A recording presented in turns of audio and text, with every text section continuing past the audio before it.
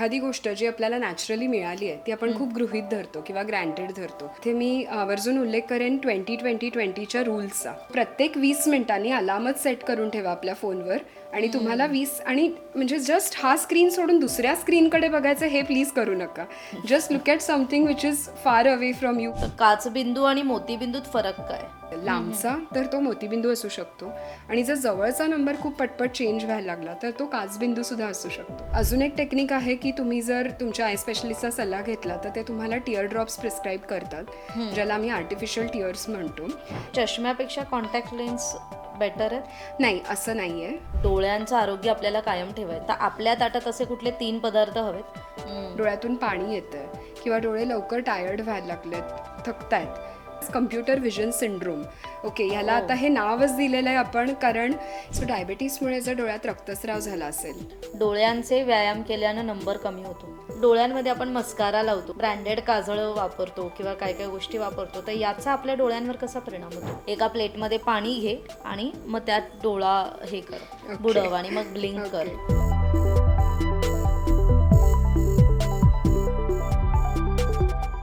Hello, नमस्कार. Health with सकाळ या आपल्या आरोग्यविषयक नव्या कार्यक्रमात आपल्या सगळ्यांचं स्वागत. खरं तर हा असा एक मंच आहे जिथे आम्ही आपल्या सगळ्यांच्या आरोग्याशी निगडीत अनेक समस्यांवर चर्चा करत असतो, त्यासाठी तज्ज्ञ डॉक्टरांचं मार्गदर्शन घेत असतो. आजचा एपिसोडही हा आपल्या प्रत्येकासाठी महत्त्वाचा आहे कारण आजचा विषय आहे डोळ्यांचा. याविषयी मार्गदर्शन करण्यासाठी आय स्पेशलिस्ट डॉक्टर पूजा कुलकर्णी आपल्यासोबत आहेत. त्यांच्याविषयी सांगायचं झालं तर त्यांना जवळपास 10 वर्षांचा अनुभव आहे आणि त्या म्हणजे आय स्पेशलिस्टसोबत डोळ्यांच्या प्लास्टिक सर्जरी आणि डोळ्यांच्या कॅन्सरविषयी त्या महत्त्वाच्या ट्रीटमेंट्समध्ये त्यांची सुपर स्पेशालिटी आहे. त्यामुळे डॉक्टर पूजा कुलकर्णी, आपलं खूप खूप स्वागत. थँक्यू. हॅलो. मी जसं पॉडकास्टचं इंट्रोडक्शन करतानाच म्हटलं की आपण डोळ्यांचं आरोग्य आत्ताच्या डिजिटल युगात किती टिकवतोय हा मोठा प्रश्न आहे. त्यामुळे डोळ्यांची काळजी कशी घेतली पाहिजे आणि डोळ्यांचं महत्त्व काय? येस कोमल, हा खूप इम्पॉर्टंट प्रश्न आहे. महत्त्वाचं असं होतं की एखादी गोष्ट जी आपल्याला नॅचरली मिळाली आहे ती आपण खूप गृहीत धरतो किंवा ग्रँटेड धरतो आणि डोळ्यांच्या बाबतीत ॲक्च्युली असंच होतं कारण ते आपल्याकडे जन्मापासून इतके ग्रँटेडली आहेत, त्यामुळे आपण त्यांचं महत्त्व समजून घेत नाही. तसं बघायला गेलं तर डोळा हा खूप महत्त्वाचा सेन्सरी ऑर्गन आहे, जसे कान आहेत, जीभ किंवा नाक आहे त्याच्याप्रमाणे. पण डोळ्याचं महत्त्व या सगळ्यांपेक्षा जास्ती आहे कारण जे आपल्या सराउंडिंग्समधून म्हणजे एन्व्हायरमेंटमधून जे नॉलेज आपण मिळतं आपल्याला, त्यातलं 80% नॉलेज हे आपल्याला डोळ्यांमधून मिळतं. म्हणजे काही आपल्याला डोळ्यांना दिसतं ते आपण प्रोसेस करतो आणि त्याच्यानंतर पुढच्या ॲक्शन्स करत असतो. आणि हा एवढा इम्पॉर्टंट आहे सेन्सरी ऑर्गन की मेंदूमधून येणाऱ्या 4 ते 5 नसा ह्या केवळ आणि केवळ डोळ्यांवरच कॉन्सन्ट्रेट केलेल्या आहेत. या सगळ्या गोष्टींमुळे डोळ्यांचं ॲज अ ऑर्गन म्हणून कॉम्प्लेक्सिटी आणि इम्पॉर्टन्स हे दोन्ही खूप जास्ती आहे. आणि ॲज अ आय स्पेशलिस्ट म्हणून मला वाटतं की आत्ताच्या डिजिटल एजमध्ये आपण थोडंसं जरा जास्तीच ग्रँटेड घेतलं आहे आपल्या डोळ्यांना आणि जे आधी काम करत होतो त्याच्यापेक्षा एक्स्ट्रा कामाला लावलं आहे. त्याच्यामुळे इट इज इम्पॉर्टंट की त्यांचं महत्त्व समजून घेऊन ते जितके रेझिलियंट आहेत, म्हणजे जेवढे कणखर आहेत तेवढेच डोळे नाजूक पण आहेत आणि वेळेला त्यांची काळजी घेणं फार इम्पॉर्टंट आहे. डोळ्यांच्या महत्त्वाबद्दल तू बोललीस तर हा ऑर्गन हा जितका छोटा दिसतो तेवढाच तो खूप कॉम्प्लेक्स आणि गुंतागुंतीचा आहे. तर आपण जर बघायला गेलं तर उत्क्रांतीमध्ये माणसाचे जे डोळे बनलेले आहेत ते खूप स्टेजेसमधून इव्हॉल्व्ह होऊन बनलेत. म्हणजे जर आपण बघायला गेलं तर पक्ष्यांना 2 साईडला वेगवेगळे डोळे, एक डोळा वेगळीकडे आणि दुसरा डोळा दुसरीकडे बघतो. तर हे केवळ मनुष्यांचं असं नाही आहे. तर आपल्यामध्ये असं आहे की ह्युमन बिंग्स त्यांची जी नजर आहे ती आपण सरळ बघतो आणि ती दोन्ही डोळे हे एका गोष्टीकडे बघून त्याची डेप्थ म्हणजे स्टिरिओप्सिस ज्याला म्हणतात ते समजून घेऊ शकतात. ह्या सगळ्या गोष्टींमुळे डोळ्यांचं महत्त्व जास्ती आहे कारण आपल्याला जी अगदी कलाकुसरीची कामं, नाजूक कामं किंवा डिझायनिंग करणं, ड्रॉइंग्स करणं, अशा ज्या गोष्टी, ज्या हायर इंटेलेक्च्युअल गोष्टी म्हणतो आपण, ह्या गोष्टी करणं शक्य होतं कारण आपल्या डोळ्यांना ही डेप्थ परसेप्शन म्हणजेच 3D इमेज ही अवेलेबल आहे आपल्या डोळ्याकडे. अशी काही प्राण्यांमध्ये आहे बाकीच्या पण की जे शिकार करतात, पण जेवढी मनुष्य प्राण्यामध्ये डेव्हलप्ड आहे तेवढी बाकीच्या प्राण्यांमध्ये नाही आहे. आपल्या डोळ्यांची जी व्हिज्युअल ॲक्युटी म्हणजे नजर आणि दृष्टी जी शार्प आहे त्याचा आपण definitely we should appreciate it. त्याला आपण अप्रिशिएट केलं पाहिजे की आपल्याकडे एवढे चांगले डोळे दिलेले निसर्गाने आणि त्याचा आपण चांगली काळजी घेऊन चांगला वापर केला पाहिजे. आपण आता डिजिटल युगात आहोत, पण डिजिटल युगात जसं आपण म्हटलं तसं की आपण डोळ्यांचा सर्वाधिक उपयोग करतो. पण मग अशा वेळेस आपण डोळ्यांची उपेक्षा कुठे करतो? आपण डोळ्यांना नेमकं काय हवं असतं आणि आपण जिथे चुकतोय? सो बेसिकली ह्याच्यात मी एक फिजिओलॉजी म्हणजे जे नॉर्मल वर्किंग आहे डोळ्याचं त्याच्याबद्दल सांगते तुला, की जे आपले डोळे आहेत एकदा आपण सकाळी उठलो की त्याच्यानंतर डोळ्याचा जो सगळ्यात पुढचा पारदर्शक पटल आहे ज्याला कॉर्निया म्हणतात. मी कॉर्निया असाच उल्लेख करते कारण मराठी शब्द समजायला जड जातो. सो हा जो कॉर्निया आहे हा ए व्हॅस्क्युलर असतो, म्हणजे ह्याच्यात ब्लड व्हेसल्स नसतात. सो ह्याचं जे काही काम आहे, ऑक्सिजन प्रत्येक आपल्या ऑर्गनला लागतो. हा जो ऑक्सिजन आहे हा वातावरणातून घेतला जातो कॉर्नियासाठी. सो त्याच्यामुळे हे जे कॉर्नियाला जो ऑक्सिजन आहे तो आपल्या अश्रू पटलातून मिळतो, म्हणजे एक अश्रूंचा थर आहे जो ह्याच्यावर जमलेला आहे. आणि हे मी का सांगते तर केवळ ह्या पापण्यांच्या ब्लिंकिंगमुळे जे आपण डोळे फडकवतो आणि हा ऑक्सिजन त्याच्यानंतर कॉर्नियामध्ये आपल्या टिअर फिल्ममधून ॲब्सॉर्ब केला जातो, ह्याच्यावरच आपल्या डोळ्याचं सगळं काम असतं. अनफॉर्च्युनेटली डिजिटल एजमध्ये काय होतं की आपण स्क्रीन्स खूप वापरतोय, स्पेशली आपले फोन्स किंवा आयपॅड्स जे नियर स्क्रीन आहेत. याच्यामुळे आपला ब्लिंक रेट कमी झाला, म्हणजे काय होतं की आपण डोळे फडकवत नाही जेवढं फडकवण्याची गरज आहे. आता हे आपण नॉर्मली ऑब्झर्व केलं असेल तू की आपण जेव्हा फोनकडे बघतोय तेव्हा आपण स्टेअर करतो, म्हणजे आपण खूप टक लावून बघत असतो आणि त्यावेळेला आपण हे जी नॅचरली डोळे फडकवण्याची प्रोसेस आहे ही आपण विसरून जातो आणि त्याच्याचमुळे डोळे कोरडे होतात आणि डोळ्यांना ताण येतो. सो हा ताण कमी करण्यासाठीच आम्ही सांगत असतो की ज्याच्याविषयी आपण पुढे बोलूयाच, पण मुख्यतः हे झाल्यामुळे डोळ्यांना ताण येणं आणि त्याच्यामुळे डोळे दुखणं किंवा लालसर होणं हे प्रकार आत्ता जास्ती होत आहेत. स्पेशली पोस्ट कोविड मी जास्त म्हणेन, कारण त्याच्या आधी आपण एवढे ग्लूड नव्हतो आपल्या मोबाईलशी, आपल्याकडे होते सोशल मीडिया. पण कोविडच्या काळात जे 2 वर्ष आपल्याकडे OTT प्लॅटफॉर्म्स म्हणा किंवा बाकीचं सगळंच, म्हणजे मीटिंग्सपासून ते मुलांचा घरचा अभ्यास हे सगळंच मोबाईलवर आल्यामुळे आपण खूप एक्सेसिव्ह एक्सपोजर झालं आहे मोबाईलचं. So we cannot blame it आणि somehow we cannot change it. तोच माझा प्रश्न होता की आपला आता मोबाईलचा वापर करणं हे कुणाचं चुकलेलं नाहीये, म्हणजे आम्ही ऑफिसमध्ये काम करताना असो वा तुम्ही सुद्धा, आपण ज्या आता गोष्टी सांगितल्या की ज्यामुळे डोळ्यांसाठी खरं तर प्रॉब्लेम्स क्रिएट आपणच करतोय, तर ते टाळण्यासाठी काय केलं पाहिजे? ओके, सो ह्याच्यामध्ये मी एकदम बेसिक गोष्ट सांगते की इवन ॲडल्ट्ससाठी सुद्धा, म्हणजे जे 18 वर्षाच्या वरचे लोक आहेत, प्रौढ म्हणतो आपण, त्यांच्यासाठी सुद्धा रेकमेंडेड स्क्रीन टाईम जो ऑफ्थॅल्मॉलॉजिस्ट सांगतात तो 2 तास हाच असतो. पण अनफॉर्च्युनेटली कारण आता आपल्याकडे IT फील्ड किंवा कुठलीही इंडस्ट्री असेल इन्क्लुडिंग डॉक्टर्स, कोणालाच इलेक्ट्रॉनिक डिव्हायसेसचा वापर हा सुटलेला नाही आहे. ओके, सो आम्हाला पण कम्प्युटर वापरणं, मोबाईल वापरणं हे अगदीच गरजेचंच आहे. सो ह्या वेळेला आपण काय करू शकतो की ज्या वेळेला आपल्याला माहिती आहे की आपण 8 तास किंवा 12 तास हा आपण स्क्रीन वापरणार आहोत, मग तो कुठल्याही पद्धतीचा असेल, weather it is computer or it is mobile, आपल्याला काही गोष्टी लक्षात ठेवायला लागतात. इथे मी आवर्जून उल्लेख करेन 20-20-20च्या रूल्सचा. ओके, सो 20-20-20चा रूल हा अमेरिकन अकॅडमी ऑफ ऑफ्थॅल्मॉलॉजीने खूप वर्षांपूर्वी हे केला होता, डिक्लेअर केला होता आणि ह्याचा आपण अगदीच आवर्जून सांगतो की हा फॉलो करा. हा रूल काय असतो तर प्रत्येक 20 मिनिटांनी किंवा निदान अर्ध्या तासांनी तुमचा जो स्क्रीन आहे, whether it is your mobile or your laptop or any LED which you are using, LED screen, त्या स्क्रीनपासून तुम्हाला एक 20 फूट अंतरावर बघायचं असतं. So you have to leave the screen आणि look at something which is 20 feet away. Okay, 20 feet म्हणजे साधारण 6 मीटरचं अंतर. मग रेकमेंडेड असतं की तुम्ही खिडकीच्या बाहेर बघा किंवा झाडांकडे बघा, कारण त्यांनी तुमचं थोडंसं आय रिलॅक्सेशन होतं. तर हे काय होतं, आय रिलॅक्स होणं म्हणजे काय तर डोळ्याच्या आतमध्ये सिलियरी मसल्स नावाचे खूप छोटे मसल्स असतात जे की जवळच्या ऑब्जेक्ट्सवर फोकस करायला मदत करतात. ओके, आणि हे मसल ज्यावेळेला आपण कंटिन्युअस फोकस करतोय तेव्हा ताणलेलेच राहतात, ज्याला आकुंचन म्हणतो आपण. कुठल्याही स्नायूंचं आकुंचन प्रसरण होतं ज्यावेळेला ते काम करतात. सो हे सिलियरी मसल हे कंटिन्युअस स्पाझममध्ये असतात, म्हणजे ते काम करत असतात. सो ज्या वेळेला आपण लांब बघतो तो स्क्रीन सोडून, त्यावेळेला आपण ते मसल्स रिलॅक्स करतो. Okay, it's is as simple as that. So जसं की आपण खूप वेळ वेटलिफ्टिंग केलं आहे किंवा आपण एखादी गोष्ट हाताने करतोय आणि आपला हात थकून गेला हे आपल्याला समजतं, पण अनफॉर्च्युनेटली डोळ्यांच्या बाबतीत असं नाही आहे आणि हा मसल थकला हे आपल्याला समजत नाही. तर म्हणून आपल्याला पर्पजफुल रिलॅक्सेशन टेक्निक्स वापरायला लागतात when you are using a screen. That is की 20 to 30 मिनिट्समध्ये एक 20 सेकंदाचा ब्रेक घ्यायचा, फक्त कुठेतरी लांबवर बघायचं आणि then you have to only for 20 seconds. आणि अगेन अनदर थिंग इज की तुम्हाला व्यवस्थित ब्लिंक करायचं. आपण इनकम्प्लीट ब्लिंक करतो, म्हणजे आपण पूर्ण ब्लिंक करत नाही ज्यावेळेला आपण स्क्रीनकडे बघतो. हे जर तुम्ही नोटीस केलं तर आपल्या लक्षात येईल. कारण प्रत्येक वेळेला जेव्हा आपण ब्लिंक करतो तेव्हा आपला अश्रूपटल किंवा अश्रूचा थर हा पुनर्निर्माण होत असतो, परत बनत असतो. ओके. हा अश्रूचा थर आपल्या कॉर्नियासाठी इम्पॉर्टंट आहे to get the oxygen. So जर तो ऑक्सिजन त्याला व्यवस्थित मिळाला नाही तर of course it is going to get tired आणि you are gonna feel blurry दिसतं, धुसर दिसतं, एकदम असं वाटतं की मी फोकस करू शकत नाहीये. ह्या सगळ्या गोष्टी ह्या स्ट्रेनमुळे होतात. ओके, सो इथे मी अजून एक गोष्ट मी सांगते की which is called as computer vision syndrome. Okay, ह्याला आता हे नावच दिलेलं आहे आपण, कारण याच्यामुळे काय काय होतं तर जे लोक खूप लॉंग स्टँडिंग कम्प्युटर वापरतात त्यांना मानदुखी, डोळेदुखी, डोळे लाल होणं, पाठ दुखणं किंवा इवन हेडेक होणं, हे सगळेच गोष्टी एकत्र होतात.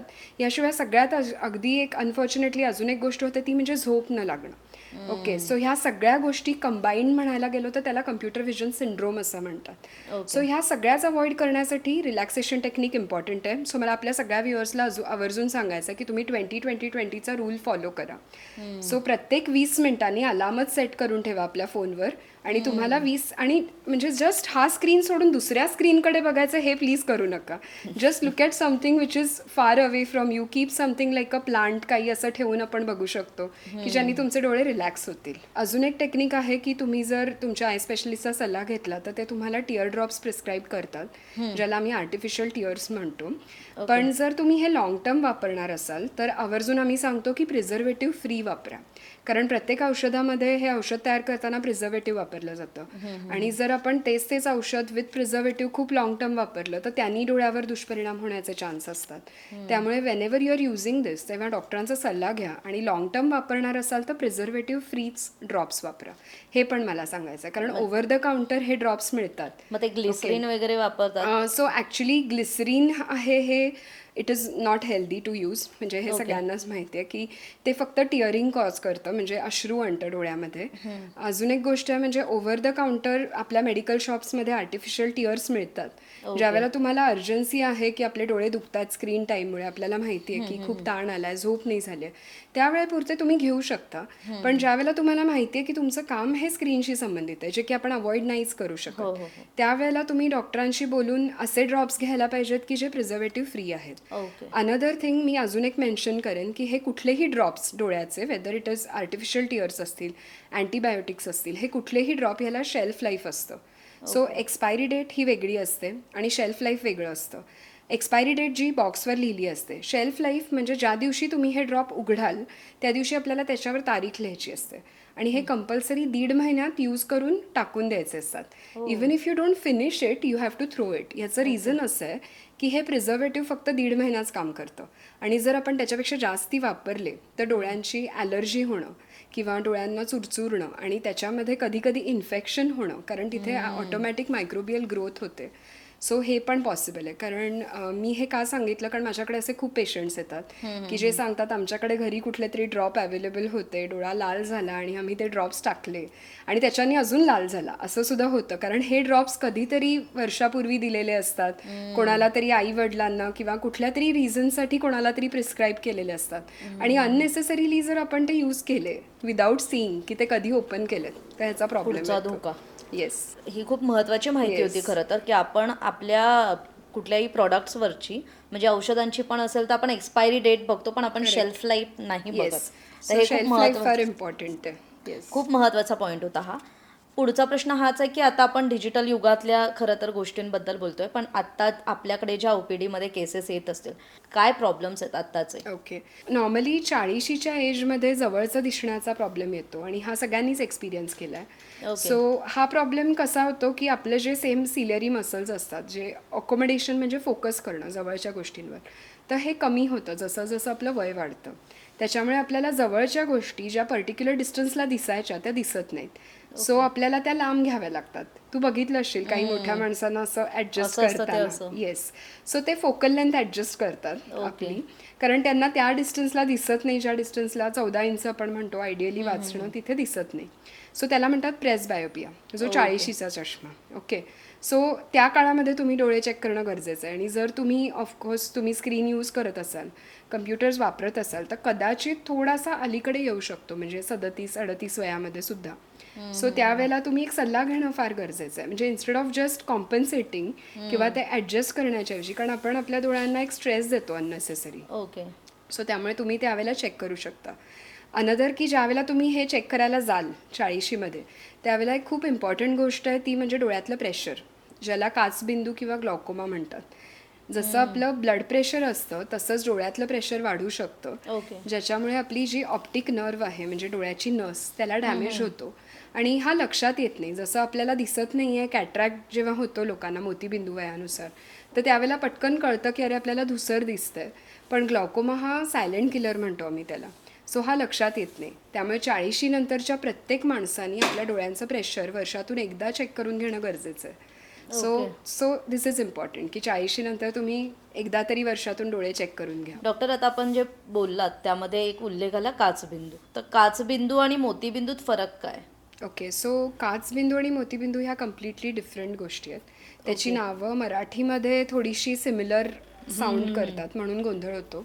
तर मोतीबिंदू म्हणजे काय, तर वयानुसार जिजा होते जशी जॉईंट्सची, त्याप्रमाणे जी आपली लेन्स असते डोळ्यातली ती धुसर व्हायला लागते आणि ती आपल्याला चेंज करायला लागते. ओके, मोती म्हणजे ती मोत्यासारखी होते, त्यावेळेला पांढरी व्हायची अगदी तोपर्यंत मॅच्युअर ज्याला म्हणतात, त्यामुळे त्याला मोतीबिंदू असं नाव पडलं. आणि ती एक्सचेंज करावी लागते, ज्याला कॅटरॅक्ट सर्जरी म्हणतात. ती एक्सचेंज करून आपण आर्टिफिशियल लेन्स डोळ्यामध्ये इम्प्लांट करतो. ओके, सो हा झाला मोतीबिंदू. मोतीबिंदू कधी कधी लहान बाळांमध्ये पण असतो, लहान मुलांमध्ये. हा जन्मतः असू शकतो किंवा डेव्हलपमेंटल असू शकतो.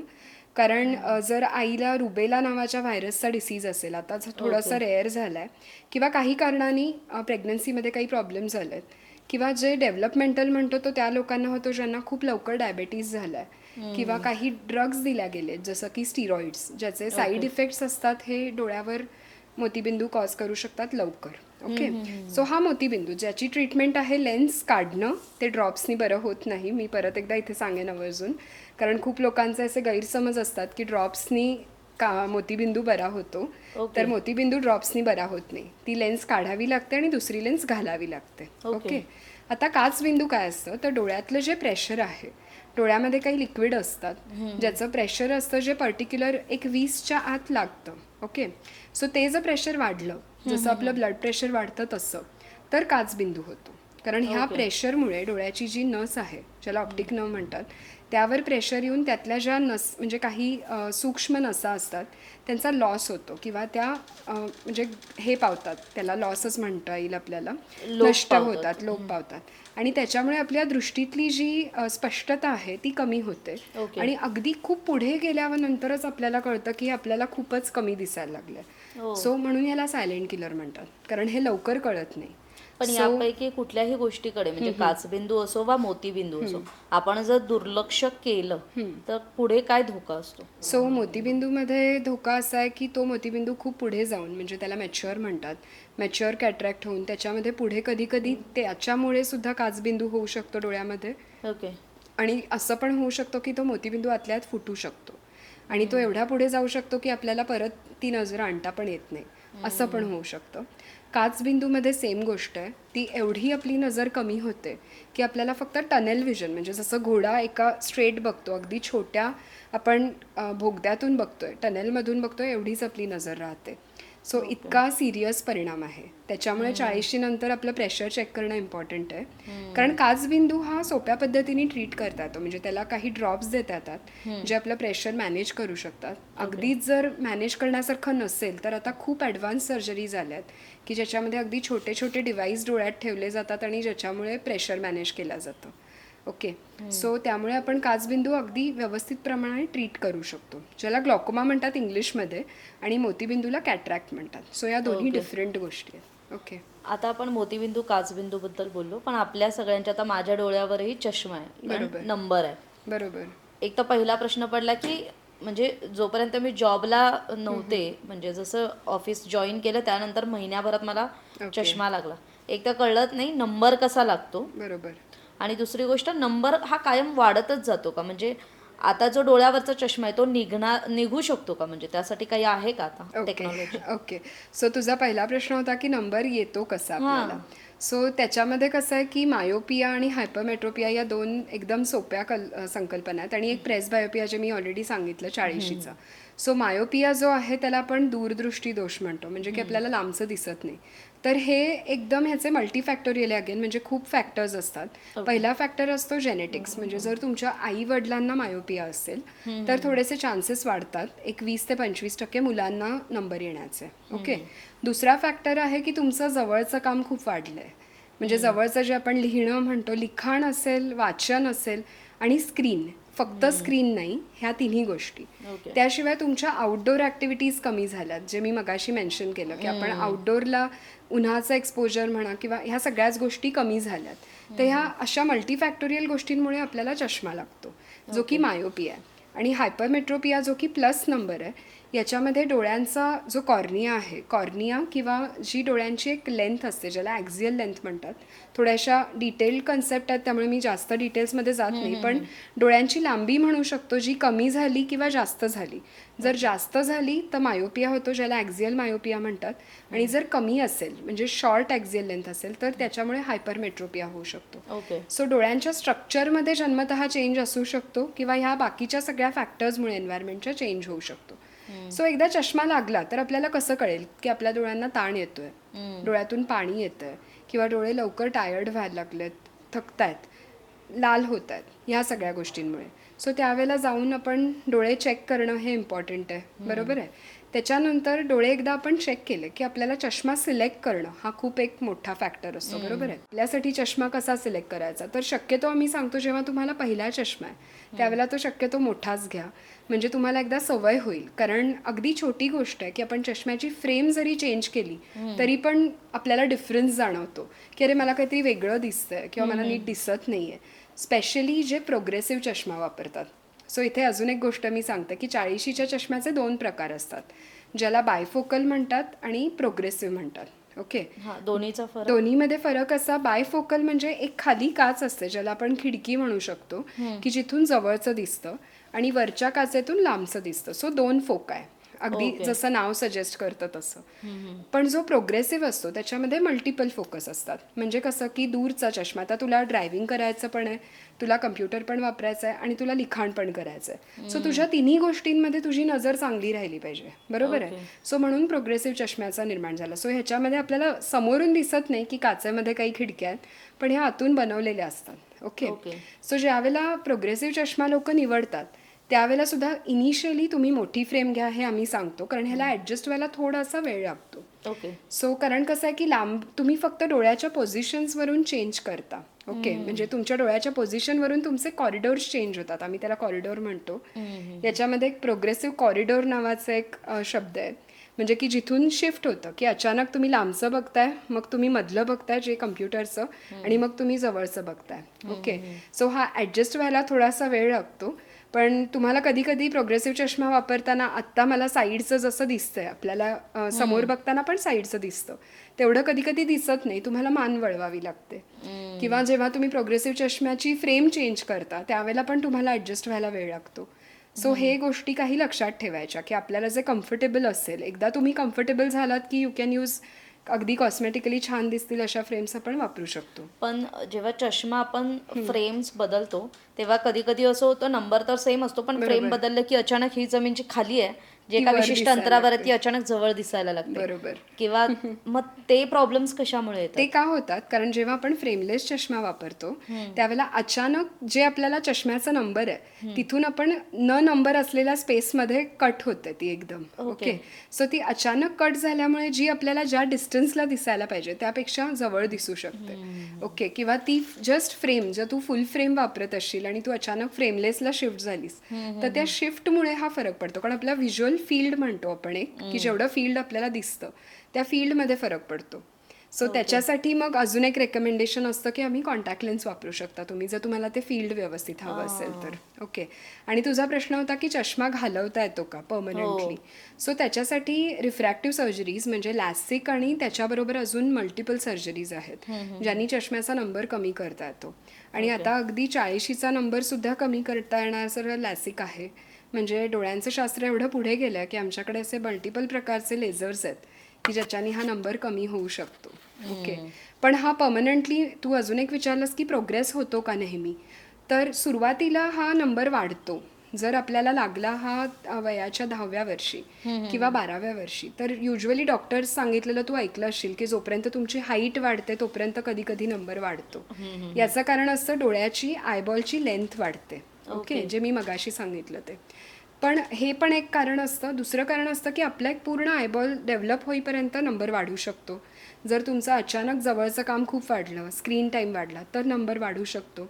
आणि कधी कधी ज्यावेळेला मोतीबिंदू निर्माण व्हायला लागतो त्यावेळेला पटपट नंबरमध्ये चेंजेस होतात. ओके. सो त्यावेळेला जर तुमचा नंबर खूप पटपट चेंज होत असेल लांबचा, तर तो मोतीबिंदू असू शकतो. आणि जर जवळचा नंबर खूप पटपट चेंज व्हायला लागला तर तो काचबिंदू सुद्धा असू शकतो. सो चष्म्याचा नंबर घालवणं पॉसिबल आहे. त्याच्यासाठी फक्त प्रत्येकाला त्याच्या टेस्ट कराव्या लागतात, ज्या आधीच्या काही टेस्ट असतात, आणि मग आपण ते ठरवू शकतो. मला माझा नंबर आहे तो नंबर एक तर स्टेबल राहावा, बरोबर. वाढू नये किंवा मग तो कमी व्हावा, म्हणजे Okay. पॉझिटिव्ह साईडला जावा. त्यासाठी मी घरच्या घरी काय करू शकते? ओके.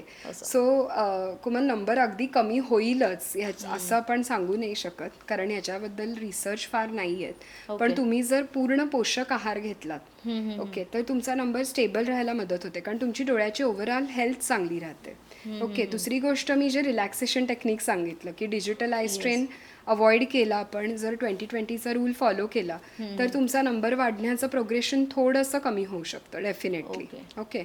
आणि तिसरी गोष्ट म्हणजे तू जे म्हणालीस ना की आपल्या घरामध्ये टी व्ही कुठल्या अंतरावर आहे, तर आपण जिथे बसून बघतोय टी व्ही नेहमी, तुला त्यातले सबटायटल्स किंवा बातम्यातले खालच्या ज्या ओळी आहेत त्या वाचायला डिफिकल्टी यायला लागली, किंवा तुला गाडीवर जाताना तुला नंबर्स दिसत नाही आहेत समोरचे, अशा काही गोष्टी जर लक्षात आल्या तर तू एकदा डॉक्टरांचा सल्ला घ्यायला पाहिजेस. कधी कधी आपली अश्रू जे पटल असतं ते डिस्टर्ब झाल्यामुळे पण असं धुसर दिसू शकतं. सो ड्रॉप्स घालून ह्या गोष्टी सॉल्व्ह होऊ शकतात. पण कधी कधी हा नंबर चेंज झालेला असतो. आणि डोळ्यांचा नंबर वाढलाय किंवा डोळ्यांना काहीतरी प्रॉब्लेम आहे हे कळण्याचं डोकेदुखी हे लक्षण आहे का? म्हणजे डोकं दुखलं की असं म्हणतात आधी जाऊन नंबर चेक कर. बरोबर. सो एक महत्त्वाचं फॅक्टर आहे की ज्यावेळेला तुमचं डोकं दुखतं त्यावेळेला तुमचा नंबर बदललेला असू शकतो. पण हे एकमेव कारण नाही आहे. कारण सायनोसायटिस म्हणजे सर्दी होणं किंवा तुमचं बीपी वाढणं, मायग्रेन म्हणतो आपण त्याला, ही पण बाकीची कारणं आहेत ज्यांनी डोकं दुखू शकतं. पण डोकेदुखीसाठी पहिल्यांदा सांगितलं जातं की एकदा डोळे चेक करा, कारण डोळ्यातलं प्रेशर जरी वाढलं तरी पण डोकं दुखू शकतं. सो ह्या सगळ्या गोष्टींमुळे आपण चेक करणं गरजेचं आहे.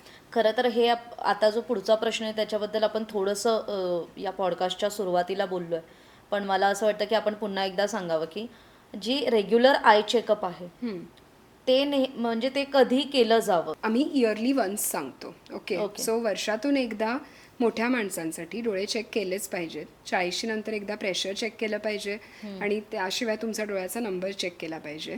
त्याच्या आधी जर तुम्हाला चष्मा असेल तर वर्षातून एकदा चेक करणं हे गरजेचंच आहे. आणि दुसरी गोष्ट, जर तुम्हाला काही वेगळ्या प्रकारचे आजार असतील तर त्याच्यासाठी मग आपण सांगूयात की त्याच्यात कसं चेक करायला लागतं हे. आता तोच पुढचा प्रश्न आहे की डोळ्यांचे आजार कुठले आहेत? म्हणजे आपण डायबिटीज, बीपी हे सगळं माहीत असतं, डोळ्यांबद्दल एवढंच कॉमन माहीत असतं, आयदर मोतीबिंदू ते नंबर लागणं, चष्मा लागणं. पण डोळ्यांबद्दल ज्या टेक्निकल गोष्टी आहेत ज्या खरं तर आपल्या बऱ्याच प्रेक्षकांनाही माहीत नसतं, तर त्याविषयी एकदा सांगाल की डोळ्यांचे आजार काय असतात? ओके. सो तू डायबिटीज बद्दल बोललीस म्हणून मी आधी डायबिटीज बद्दल थोडंसं सांगते की 2 प्रकारचे डायबिटीस असतात. त्याला टाईप 1 आणि टाईप 2 डायबिटीस असं म्हणतात. टाईप 1 हा थोडासा यंग एजमध्ये होतो आणि टाईप 2 हा थोड्या लेट एजमध्ये होतो, म्हणजे आफ्टर 40. ओके. सो डोळ्यांचा आणि डायबिटीसचा खूप जवळचा संबंध आहे, कारण डोळ्यामध्ये अगदी नाजूक रक्तवाहिन्या असतात. तर ज्याप्रमाणे डायबिटीसचा किडनीवर परिणाम होतो किंवा आपल्या बाकीच्या ऑर्गन्सवर परिणाम होतो, त्याचप्रमाणे डोळ्यांवर सुद्धा खूप परिणाम होतो, आणि कधी कधी सगळ्यात जास्त परिणाम होऊ शकतो, ज्याला डायबेटिक रेटिनोपॅथी असं म्हणतात. ओके. सो हा प्रश्न का महत्त्वाचा आहे? कारण India is a diabetic capital right now, म्हणजे आपल्याकडे खूप जास्ती नंबर्स आहेत डायबेटिक लोकांचा. सो ज्यावेळेला टाईप 1 डायबेटीस आपल्याला होतो, म्हणजे यंग एजमध्ये होतो, त्यावेळेला हे खूप महत्त्वाचं आहे की तो झाल्यानंतर निदान तुम्ही वर्षातून एकदा डोळ्याच्या डॉक्टरांकडे जायलाच पाहिजे. जर तुम्हाला हा डायबेटीस होऊन ऑलरेडी 4 वर्ष झाली आहेत तर आम्ही रेकमेंडेड असतं की टाईप 1 डायबिटीसमध्ये पहिल्या 5 वर्षांनंतर तुम्ही एकदा डोळ्याच्या डॉक्टरांना दाखवून या. तुमच्या डोळ्यामध्ये डायलेटिंग ड्रॉप्स म्हणजे बाहुली मोठे करण्याचे ड्रॉप्स घालून डोळ्याच्या पडद्याचं चेकअप होतं. ओके. देन जर तुम्हाला टाईप 2 डायबिटीस आहे की जो वजनामुळे किंवा बाकी काही इश्यूजमुळे होतो, सो तो जो येतो तो 40शी नंतर येतो मोस्टली लोकांना.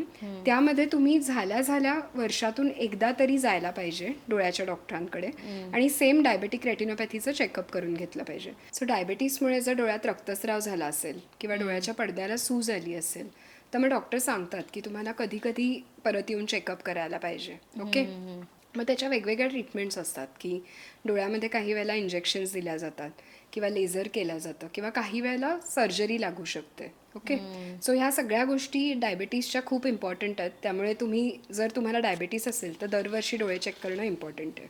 ओके. ह्याच्याचबरोबर बीपी सुद्धा, कारण ज्यावेळेला बीपीचा त्रास असतो त्यावेळेला सुद्धा डोळ्यामधल्या रक्तवाहिन्या फुटून रक्तस्राव होऊ शकतो जर एकदम खूप बीपी वाढलं तर. ओके. सो त्यामुळे ते पण गरजेचं आहे की तुम्हाला बीपी असेल तर निदान 1 वर्षातून एकदा आपल्या पडद्याचं चेकअप करून घ्या. आता तू डोळ्याच्या बाकीच्या आजाराबद्दल बोललीस तर जसं चष्मा लागणं किंवा तिरळेपणा असणं किंवा पापण्या झुकलेल्या असणं, पापण्यांना गाठी येणं किंवा मोतीबिंदू, काचबिंदू हे जसे आजार आहेत, तसं मी तुला सुरुवातीला म्हणलं की डोळा हा खूप इम्पॉर्टंट ऑर्गन आहे बॉडीमधला. ह्याचं कारण अजून एक असं आहे की प्रत्येक जो शरीरातला आजार आहे त्याचं काही ना काहीतरी मॅनिफेस्टेशन म्हणजे एक रूप जे आहे ते डोळ्यात दिसत असतं. जसं डायबिटीसचा परिणाम होतो. बऱ्याच वेळेला डायबिटीस आहे आपल्याला हे रुग्णांना कधी कळतं तर डोळ्याच्या चेकअपसाठी जातात आणि त्यांच्या पडद्यामध्ये रक्तस्राव दिसल्यानंतर जेव्हा चेक करतात असं सुद्धा होतं. ओके. सो जसं डायबिटीस आणि बीपी आहे तसेच बाकीचे काही आजार आहेत जसं ऑटो इम्युन म्हणतो आपण त्याला, ज्या की आर्थरायटिस सारख्या रुमॅटॉइड डिसऑर्डर्स म्हणतात की तुम्हाला कुठल्या ना कुठल्या प्रकारचा संधिवात आहे. ओके. किंवा मग तुम्हाला थायरॉईड आहे, थायरॉईडशी संबंधित काही आजार आहे म्हणजे हायपोथायरॉईड किंवा हायपरथायरॉईड, तर ह्यामध्ये सुद्धा डोळ्यांवर परिणाम होतो. दुसरी गोष्ट तुम्हाला बाकीचे काही आजार आहेत म्हणजे की जसं तुम्हाला संधिवातासाठी गोळ्या चालू आहेत तर त्या गोळ्यांचा काही परिणाम होऊ शकतो. अगदी ट्युबरक्युलोसिस सारखा आजार सुद्धा डोळ्यात होऊ शकतो. ओके. सो बऱ्याच प्रकारचे इन्फेक्शन्स, त्याच्यानंतर ह्या सगळ्या गोष्टींचे काही परिणाम हे डोळ्यावर होत असतात. इवन प्रेग्नन्सीमध्ये डोळ्यांचं चेकअप करणं आम्ही सांगतो गरजेचं आहे जर तुमचं बीपी वाढत असेल तर, कारण सेम जर प्रेग्नन्सीमध्ये बीपी वाढलं तर आपल्या डोळ्यामध्ये रक्तस्राव होऊ शकतो. आणि जेवढी औषधं आहेत त्याचे जर काही साईड इफेक्ट्स होत असतील तर ते डॉक्टर तुम्हाला देताना सांगतातच की तुम्ही डोळ्याचं चेकअप करून घ्या. आता आपल्या बोलण्यात आलं डोळ्यात रक्तस्राव होत असतो, Yes. म्हणजे ते डोळ्याच्या पडद्यामध्ये. आपल्याला दिसत नसतं Yes. पण ते मागे होत असतो. मग त्यासाठी आपल्याला डॉक्टरांकडे गेल्या चेकअप चेकअप करणं गरजेचं आहे. हे कसं कळू शकतं हे तुला सांगते मी. एक शब्द तुम्ही सगळ्यांनी ऐकला असेल ज्याला फ्लोटर्स म्हणतात. ओके. फ्लोटर्स म्हणजे डोळ्यासमोर असे छोटे काळे कण दिसणं. ओके. काही वेळेला तू जर नोटीस केलंस, आपण खूप प्रकाशाकडे एकदम बघितलं म्हणजे LED लाईटकडे, व्हाईट लाईटकडे, आणि त्याच्यानंतर जर आपण नॉर्मल एन्व्हायरमेंटमध्ये गेलो तर कधी कधी असं डोळ्यासमोर एक काहीतरी फिरताना दिसतं आपल्याला. ओके.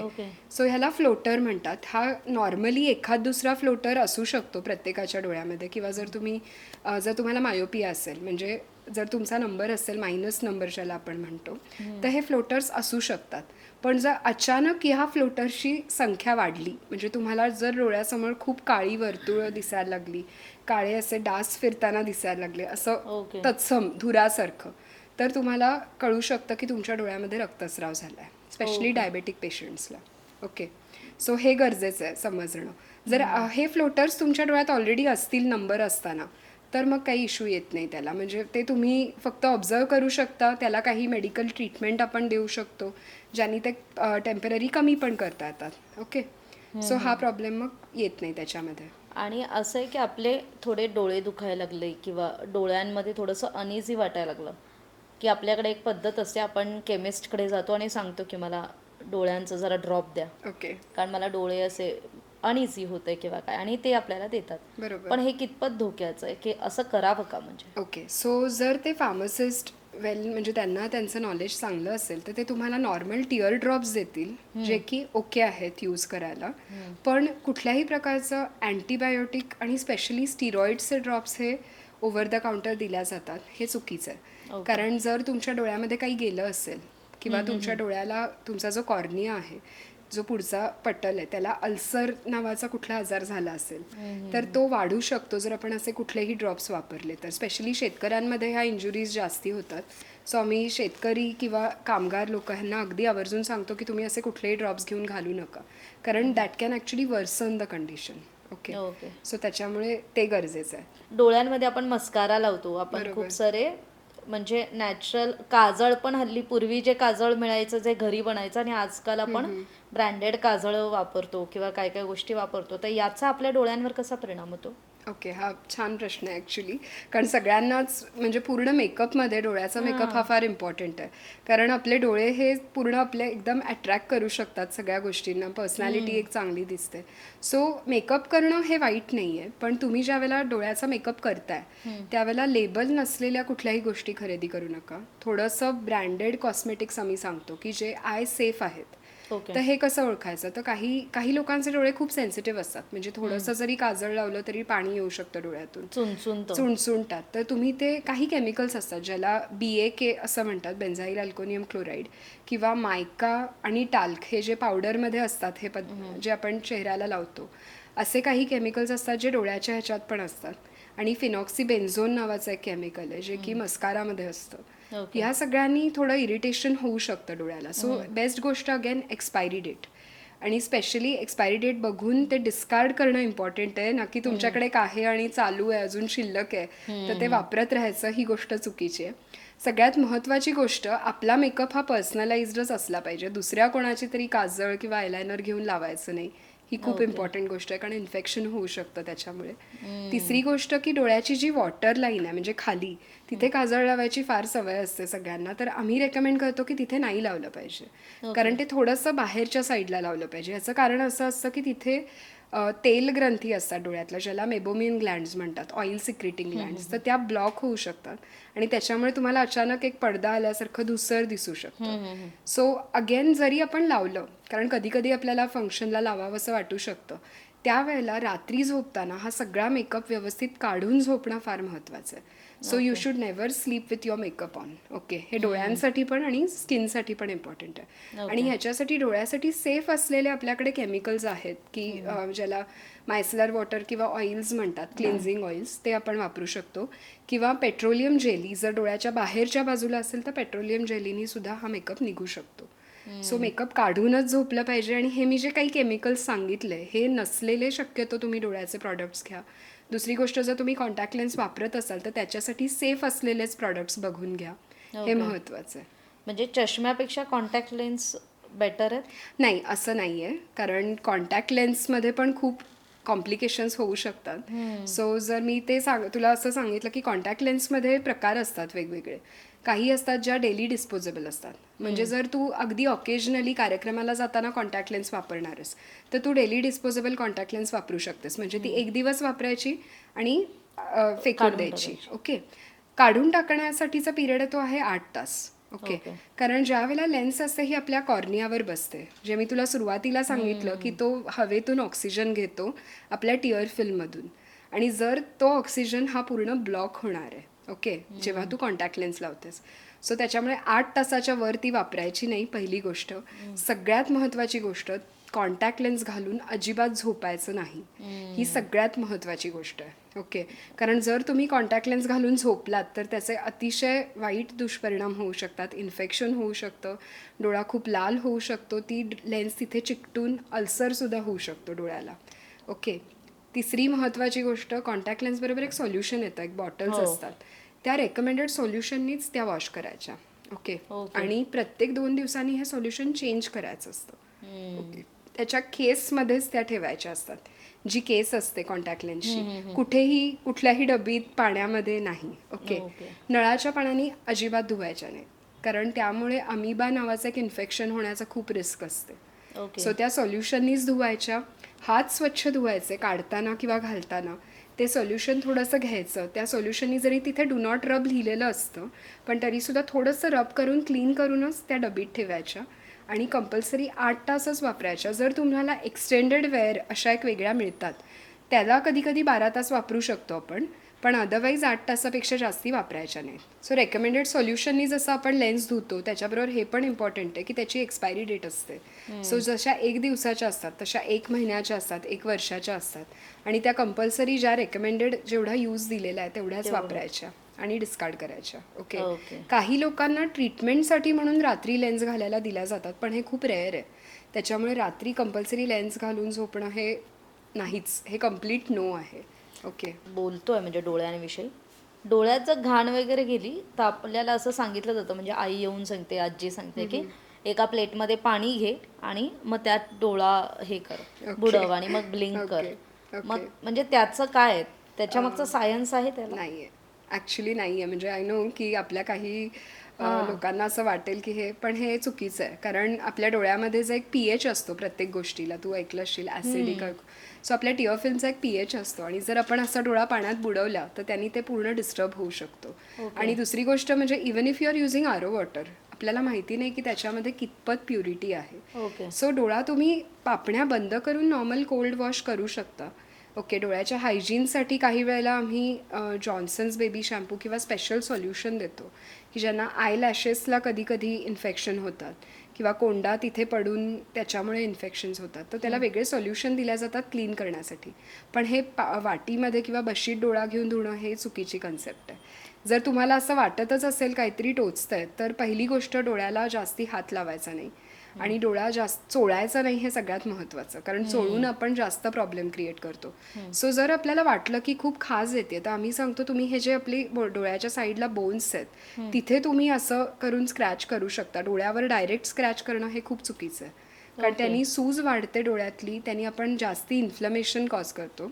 सो त्याच्यामुळे दिस इज कम्प्लिटली रॉंग. सो खाजवायचा नाही, चोळायचा नाही. आणि जर तुम्ही जे काही असेल तुम्ही स्वच्छ धुवू शकता, मेकअप काढू शकता, लेन्स असतील तर लेन्स काढू शकता, एखादा टिअर ड्रॉप जर घरात असेल प्रॉपरली तर तो घालू शकता. आणि जर नाहीच कमी झालं तर then you should seek doctor, हे बेटर आहे. ओके. आणि म्हणजे जसं आपण बशीत डोळा हे करतो तसं डोळ्यात येऊन फुंकर घालायला सांगतो आपण, की अरे माझ्या डोळ्यात काहीतरी गेलंय, जरा फुंकर घाल. अच्छा. तर हे सो किती अगदी म्हणजे असं नाही म्हणणार मी की हे खूपच रॉंग. अगदीच छोटंसं काहीतरी गेलं असेल तर ते जाऊ शकतं, हे ठीक आहे.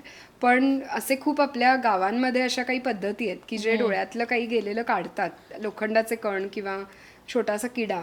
पण हे असं नेकेड आईजनी आम्हाला मशीनमध्ये बघूनच आपल्याला दिसतं. यु नो, कधी पण डोळ्याच्या डॉक्टरांकडे गेलीस तर खूप मशीन्स बघितले असतील. याचं कारण आहे, कारण त्याला बघायलाच आम्हाला त्या मशीनची गरज आहे. त्यामुळे तुम्ही नेकेड आईजनी बघून अशी कुठलीही गोष्ट काढू शकत नाही. त्यामुळे अवॉइड दॅट. आता आपण खरं तर आपल्या गप्पा खूप छान रंगल्या आहेत आणि आता आपण या कार्यक्रमाच्या खरं तर शेवटाकडे आलो आहे पॉडकास्ट. पण अशा खूप गैरसमजुती किंवा समजुती आहेत ज्याच्याबद्दल आपल्याला माहिती नाही, ते चूक आहे, बरोबर आहे, खरं आहे, खोटं आहे. पहिलं म्हणजे चष्मा लावला की नंबर लागतो, चूक बरोबर? ओके. नाही, ही चुकीची गोष्ट आहे. चष्मा ह्याच्यासाठी लावायला लागतो कारण तुम्हाला क्लिअर दिसावं. चष्मा लावून नंबर वाढत नाही. मोबाईल अंधारात वापरला तर डोळे कायमचे खराब होतात. नाही, कायमचे खराब होत नाहीत, टेम्पररी इफेक्ट असू शकतो. गाजर खाल्लं की नंबर कमी होतो. नाही, गाजरमध्ये ॲक्च्युली गाजरात विटॅमिन ए असतं जे डोळ्याच्या ओव्हरऑल हेल्थसाठी चांगलं आहे, पण नंबर कमी होत नाही. आपण ज्या टिअर ड्रॉप्स बद्दल बोललो ते जर रोज वापरले तर ते नुकसानकारक असतात. रोज वापरायचे असतील तर ते प्रिझर्वेटिव्ह फ्री वापरावेत, जे मी आधी बोललेले. सो विदाऊट प्रिझर्वेटिव्ह आणि शेल्फ लाईफ बघून 45 डेजमध्ये डिस्कार्ड करणं. ज्यांना डिजिटल स्ट्रेनचा प्रॉब्लेम आहे आणि ड्राय आईज आहेत त्यांना आपण रोज वापरायलाच सांगतो, पण ते असे विदाऊट प्रिस्क्रिप्शन घेऊ नका. कॉन्टॅक्ट लेन्स रात्री लावून झोपता येतं. चुकीची गोष्ट आहे. सो नॉर्मल कॉन्टॅक्ट लेन्स लावून झोपता येत नाही. मी तुला म्हणलं तसं वेगळ्या कॉन्टॅक्ट लेन्स असतात ज्या ट्रीटमेंटसाठी दिल्या जातात, ओके. त्या घालूनच झोपता येतं. डोळ्यांचे व्यायाम केल्यानं नंबर कमी होतो. याच्याबद्दल रिसर्च काही झालेलं नाही आहे. सो आम्ही चूक बरोबर म्हणणार नाही. It is not wrong to do exercise, but there is no research based evidence की नंबर कमी होतो. असा एखादा चुकीचा समज डोळ्यांबद्दलचा जो आपल्याला खरं तर दूर करायचा आहे, ज्याविषयी खरं तर आपल्याला बोलायचं आहे. ओके. सो अजून डोळ्याच्याबद्दलचे समज म्हणजे हेच की जे तू नंबरविषयी बोललीस, हाच सगळ्यात मोठा गैरसमज आहे सगळ्यांचा, की नंबर लावला, चष्मा लावला म्हणजे चष्म्याची सवय लागते. हा एक गैरसमज मला लोकांचा नक्की दूर करायचा आहे. ती सवय नाही आहे, ती तुमची गरज आहे स्पष्ट दिसण्यासाठी. डोळ्यांचं आरोग्य आपल्याला कायम ठेवायचं किंवा आपली जी दृष्टी आपल्याला देवानं जी दिलेली आहे ते कायम ठेवायची. तर आपल्या ताटात असे कुठले 3 पदार्थ हवेत? सो मी म्हणलं तसं पालेभाज्या, थोडीशी फळं ज्याच्यामध्ये विटॅमिन सी असतं, आणि गाजर आणि बाकीचे पदार्थ ज्याच्यातून विटॅमिन ए मिळू शकतं, हे महत्त्वाचं आहे. आणि ऑल्सो आता सीड्सबद्दल थोडी माहिती आहे लोकांना. सो ह्या ज्या सगळ्या वेगवेगळ्या प्रकारच्या बिया असतात याच्यातून काही मायक्रो एलिमेंट्स मिळतात जे की झिंक किंवा सेलेनियम सारखे आणि झियाझॅन्थिन ल्युटीन सारखे, की ज्याच्यामुळे थोडा फरक पडतो ओव्हरऑल हेल्थसाठी. म्हणजे त्या बियांच्या सो चटण्या बियांच्या चटण्या असू शकतात, जवसाची चटणी असू शकते, फिश असू शकतं, अंडं असू शकतं जे खाऊ शकतात अंडं त्याच्यासाठी, आणि भाज्या सगळ्या प्रकारच्या. So it is good for overall I health. आपण आता स्वतःच्या डोळ्याची काळजी कशी घ्यायची याविषयी बोललो, पण खरं तर सध्या नेत्रदान हे ओके. सुद्धा खूप महत्त्वाचं आहे. म्हणजे ओके. आपल्या 5 ज्ञानेंद्रियांपैकी एक ज्ञानेंद्रिय आहे जे महत्त्वाचं आहे, डोळे. पण डोळे दान करण्याविषयी आपण काय संदेश द्याल? ओके, हा खूप छान प्रश्न आहे कोमल ॲक्च्युली, कारण आम्हाला फार गरज आहे ह्याच्याबद्दल जे मिसकन्सेप्शन आहेत ते दूर करायची आणि ॲक्च्युली काय असतं हे सांगायची. सो पहिली गोष्ट, कोणालाही नेत्रदान करता येतं. तुम्हाला चष्मा आहे, तुमचं ऑपरेशन झालं आहे म्हणून तुम्हाला नेत्रदान करता येत नाही असं नाही आहे. याचं कारण असं, कारण पूर्णच्या पूर्ण डोळा आपल्याला दान करता येत नाही. ओके, मी जसं म्हणलं तसं जो फक्त डोळ्याचा पुढचा पारदर्शक भाग आहे ज्याला कॉर्निया म्हणतात, फक्त तोच दान करता येतो. ओके, सो फक्त तोच भाग आहे. कारण इथे मग परत सांगते, कारण कसं आहे, डोळ्याची रचना खूप कॉम्प्लेक्स आहे. डोळ्याचे जे ब्लड वेसल्स आहेत ते आपण जोडू शकत नाही डायरेक्टली दुसऱ्या माणसाच्या डोळ्यामध्ये. ओके, ह्याच्याबद्दल अजून रिसर्च चालू आहे, कदाचित एक पुढच्या 40 वर्षात होईल. पण जसं किडनी आणि लिव्हरचं पूर्ण ट्रान्सप्लांट होऊ शकतं तसं डोळ्याचं होत नाही, फक्त कॉर्नियाचं होतं. सो जे दृष्टीपटलाशी पुढच्या निगडीत आजार आहेत कॉर्नियाशी, ते आपण बरे करू शकतो डोळे दान करून. आणि अशी आपल्या भारतामध्ये याची संख्या खूप आहे. सो त्याच्यामुळे ज्यांचे डोळे पांढरट दिसतात वरून, तुम्ही बघितले असतील काही जुने आजी आजोबा असतात, सो हे सगळे आपण दान करून नीट करू शकतो. सो पहिली गोष्ट, डोळे दान करता येतात ते आवर्जून करावे. आणि असं गरजेचं नाही आहे की त्याचा फॉर्म आधी भरला पाहिजे. जरी ती व्यक्ती गेली आणि त्यांनी जवळच्या व्यक्तींजवळ ही इच्छा वर्तवली असे की मला डोळे दान करायचे आहेत, तर त्यांच्या निधनानंतर एक पहिल्या 4 तासामध्ये ते 6 तासामध्ये हे डोळे घ्यावे लागतात. म्हणजे हा कॉर्निया घ्यावा लागतो. सो तुम्ही जवळच्या हॉस्पिटलला किंवा नेत्रदान जी बँक असते, आय बँक, त्यांना तुम्ही कॉन्टॅक्ट करू शकता.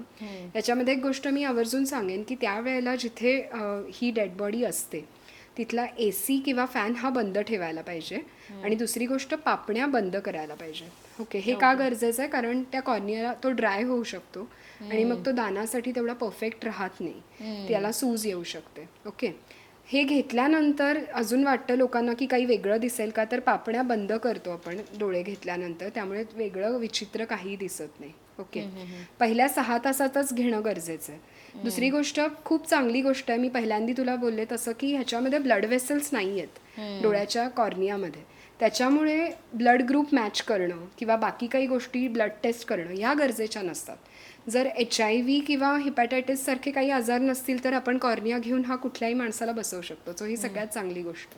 ओके, म्हणजे कॉम्प्लेक्सिटी सो कॉम्प्लेक्सिटी थोडीशी कमी आहे. त्याच्यामुळे आम्ही आवर्जून सांगतो लोकांना की तुम्ही नेत्रदान करावंच.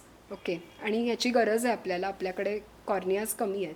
दुसरी गोष्ट, ज्या लोकांमध्ये हे नेत्रदान करणं शक्य नाही आहे आणि त्यांचे डोळे खूप असे आत गेल्यासारखे झालेत किंवा त्यांचे डोळे निकामी झालेत, त्यांना दिसत नाही दृष्टी, त्या लोकांसाठी मी माझ्या स्पेशालिटीमुळे अजून एक सांगू शकते की आम्ही आर्टिफिशियल आय किंवा प्रोस्थेटिक आय बसवतो. ओके, सो हा डोळा का महत्त्वाचा आहे, तर ह्यांनी नजर तर दिसत नाही आपल्याला, मग का बसवायचा असं लोकांना वाटू शकतं. सो मी तुला माझ्या एका अनुभवाबद्दल सांगते. मागच्याच महिन्यात मी एका मुलीचं असं ऑपरेशन केलं की ज्याच्यामध्ये जो डोळा निकामी झालेला बुबुळ ते काढून आम्ही आर्टिफिशियल आय बसवला आणि त्याच्यामध्ये एक इम्प्लांट केला वेगळा. हे का करणं महत्त्वाचं आहे, कारण डोळे हे तुम्हाला एक सोशल आयडेंटिटी देतात.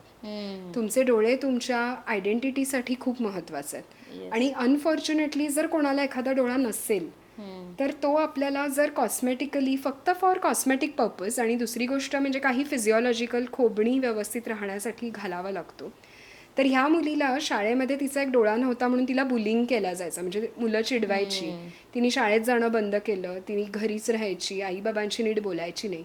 सो ज्या वेळेला ही गोष्ट माझ्याकडे घेऊन आली आणि आमच्या लक्षात आली की हे केवळ तिच्या डोळ्यामुळे होतं, सो ज्यावेळेला आम्ही तिला थोडं काउन्सिलिंग केलं, पीडियाट्रिशियन्सनी मला मदत केली आणि आम्ही मिळून तिला काउन्सिलिंग करून तिला कन्व्हिन्स केलं की आपण ऑपरेशन करूयात. आणि त्यानंतर आम्ही डोळा बसवला. So she actually gained her confidence back आणि इट वॉज व्हेरी गुड की ती शाळेत जायला लागली. सो तुमच्या कॉन्फिडन्ससाठी डोळ्यांचा खूप मोठा रोल आहे. सो त्याच्यामुळे दिसणं पण महत्त्वाचं असतं, जे तुम्हाला चांगली दृष्टी दिसायला पाहिजे आणि तुमचे डोळे चांगले दिसायला पाहिजेत. त्यामुळे तिरळेपणा किंवा पापण्या झुकलेल्या किंवा आर्टिफिशियल डोळा ह्या सगळ्या खूप ॲडव्हान्स टेक्नॉलॉजी आहेत. सो सगळ्यांनी आवर्जून तुम्ही सल्ला घ्याच डॉक्टरांचा, ह्याच्यासाठी मी सांगेन. खरं तर आपला आजचा एपिसोड हा म्हणजे खूप अत्यंत महत्त्वाच्या विषयावर झाला आहे, तो म्हणजे डोळ्यांच्या आरोग्यावर. आणि आपण खूप छान मार्गदर्शन केलं, तर त्याबद्दल आपलं खूप खूप आभार.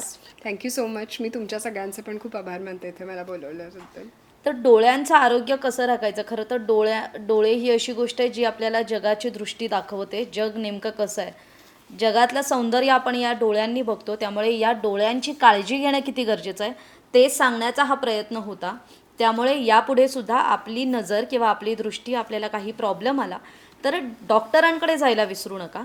आणि आपल्याला हा एपिसोड माहितीपर वाटला असेल तर फॅमिली आणि फ्रेंड सर्कलमध्ये जास्तीत जास्त शेअर करायला विसरू नका. त्यावेळेला आम्ही सांगतो की वयाच्या 3ऱ्या वर्षी आयडियली आपण चेकअपला आणलं पाहिजे मुलांना. तुम्ही काही मुलांना बघितलं असेल की ते एका डोळ्याला पॅच लावतात, म्हणजे एक डोळा बंद करून डॉक्टर त्यांना एक्सरसाइज करायला सांगतात. सो हे याच्यासाठी आहे. मोबाईल नाही म्हणा, पण टीव्ही दाखवणं भाग असतं. मग त्यावेळेस त्या पालकांनी गिल्ट, ऑलरेडी तो पालकांच्या मनात असतो, पण मग त्या पालकांसाठी काय संदेश असेल? लहान मुलांमध्ये जर थोड्याशा कमी वयात चष्मा लागला तर सुरुवातीला प्रत्येक 3 महिन्यांनी आणि मग 6 महिन्यांनी असं औषध घालून चेक करायला लागतं. त्यामुळे हे चेक करणं गरजेचं आहे. डोळ्यामध्ये कॅन्सर सुद्धा होतात, अगदी लहान मुलांपासून ते मोठ्या माणसांपर्यंत.